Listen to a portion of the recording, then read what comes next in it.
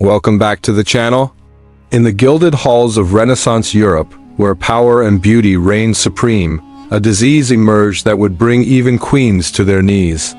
This is the extraordinary story of Isabella of Aragon, Queen of Naples, whose remarkable beauty became her curse, and whose visage became a canvas for one of history's most devastating ailments, syphilis. This isn't just a tale of fiction, but a documented tragedy shedding light on the horror that transformed the lives of many in the nobility. The late 15th century was a time of unprecedented transformation throughout Europe. The Renaissance, known for its masterpieces of art, revolutionary scientific discoveries, and the flourishing of human culture, was well underway.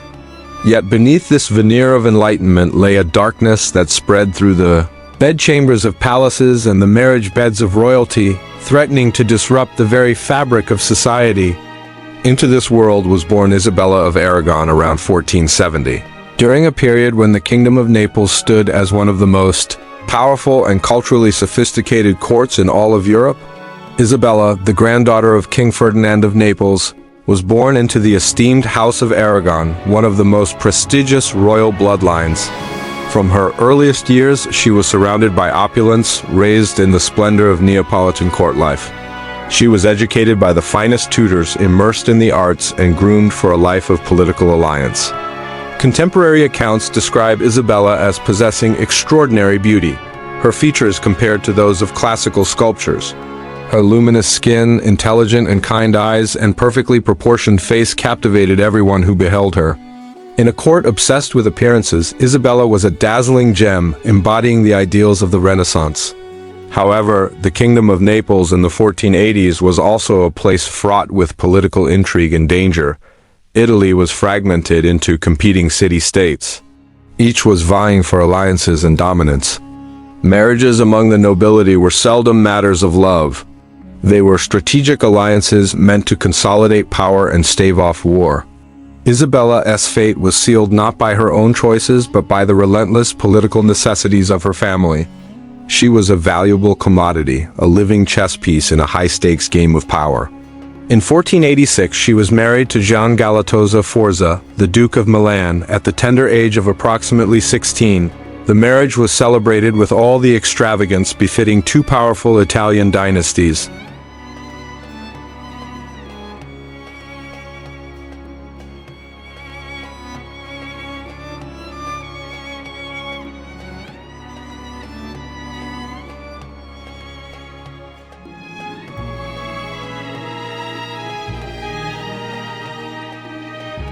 Syphilis, known in Renaissance Europe as the Great Pox or Morbus Gallicus, had only recently made its way onto the continent.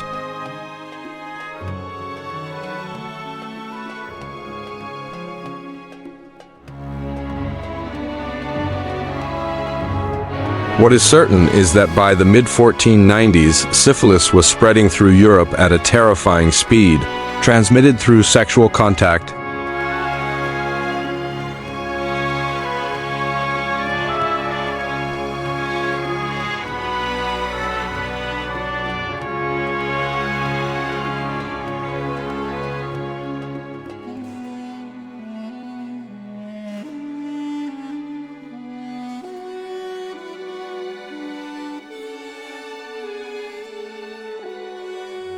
However, the spirochaete bacteria responsible for syphilis lay dormant, burrowing deeper into the body's tissues only to re-emerge years later in its most horrific form, tertiary syphilis. Gian Galeazzo was not only a man of questionable health but also one with a weaker political position in Milan, often overshadowed by the authority of his uncle, Ludovico Sforza, who effectively ruled the city. Struggling under the weight of his impotent power, Gian sought refuge in the pleasures of the flesh, engaging in numerous relationships with courtesans and noblewomen. It was almost certainly through one of these liaisons that he contracted syphilis, a fate that he unwittingly passed on to his young bride, Isabella. Obedient as was expected of women in her station, Isabella had no option but to submit to her husband's conjugal rights, sealing her own doom in the process. The first signs of her infection appeared in the early 1490s. According to surviving court records and letters from the period, she began experiencing small lesions on her skin. Concerned, but ignorant of the true nature of the ailment, the court physicians educated in the medical theories of ancient Greece and Rome examined these marks. Their responses were inadequate, prescribing archaic remedies like bloodletting, herbal concoctions, and prayers to saints renowned for their healing powers. For a time, Isabella may have enjoyed periods of apparent wellness. This pattern is characteristic of syphilis's progression. After initial lesions would heal, she might go months or even years without visible symptoms, believing herself cured. During these periods, she dutifully continued her responsibilities as Duchess of Milan, attending court functions, welcoming ambassadors, and trying to navigate the treacherous political waters of Italian nobility. She even bore her husband a son, Francesco. However, the child would tragically die young, likely afflicted by congenital syphilis inherited from his infected mother. As the years went by, the tertiary stage of syphilis would typically emerge between 3 to 15 years after initial infection. For Isabella, the disease's final assault began in her late 20s or early 30s. The first alarming indications that something was wrong appeared when painful lesions began to manifest on her face, deep, ulcerative wounds that wept fluid. These were not mere blemishes that physicians could dismiss. They were harrowing markers of a disease spiraling out of control.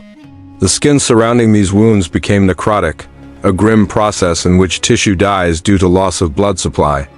Isabella's nose was among the first features to suffer catastrophic destruction. The cartilage that gave it shape began to dissolve, eroded by the insidious bacteria. Contemporary medical texts describe this process in unsettling detail. The nasal septum, the cartilage wall dividing the nostrils, would soften and collapse.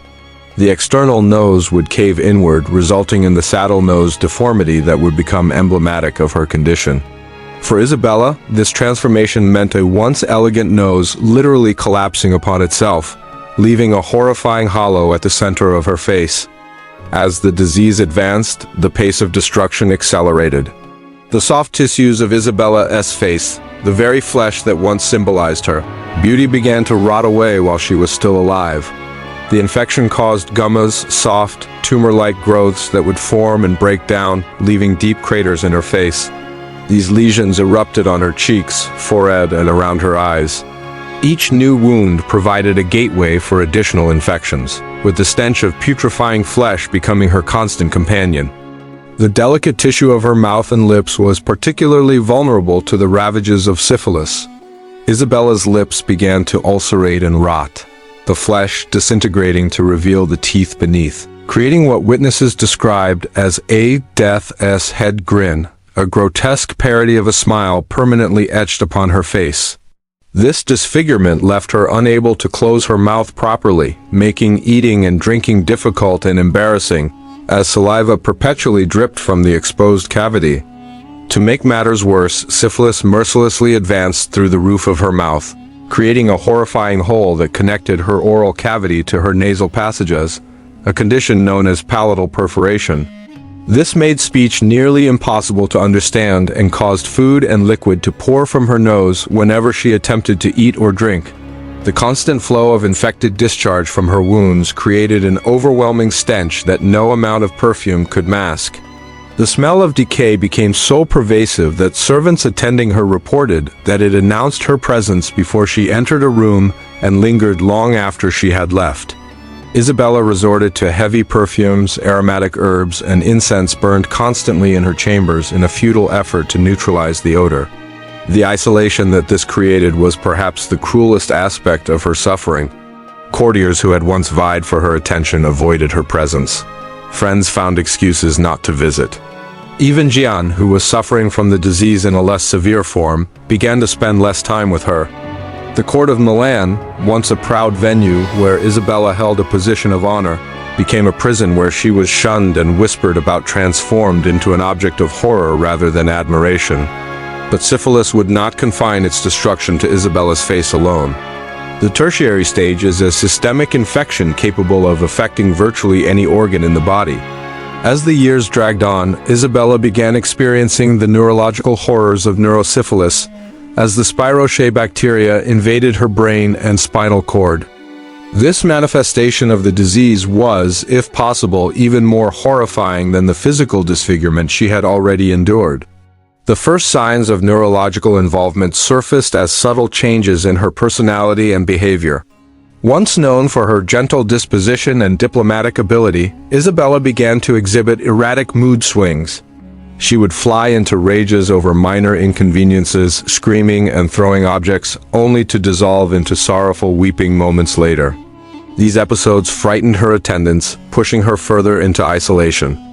As the infection progressed deeper into her brain tissue, she experienced episodes of confusion and disorientation, sometimes failing to recognize familiar servants or forgetting her location entirely. With her slurred speech compounded by her missing lips and palatal perforation, conversations became increasingly difficult, further compounding her distress. At times, she would engage in conversations with people who were not there, hallucinating discussions with the dead or giving voice to imaginary figures conjured by her diseased mind. The dementia resulting from neurosyphilis is progressive and irreversible, leading to significant memory loss. Isabella began forgetting recent events while fragments of distant childhood memories surfaced with startling clarity. She would ask the same questions repeatedly, unable to retain correct answers, her once sharp intellect fraying at the seams. Ultimately, Isabella's tragedy serves as a somber reminder of the cruel intersection between beauty, power, and disease that can shape a person's destiny. Once celebrated and admired, she was reduced to a figure of pity and horror, demonstrating the brutal force of an illness that ravaged through noble families and left indelible scars on their legacy.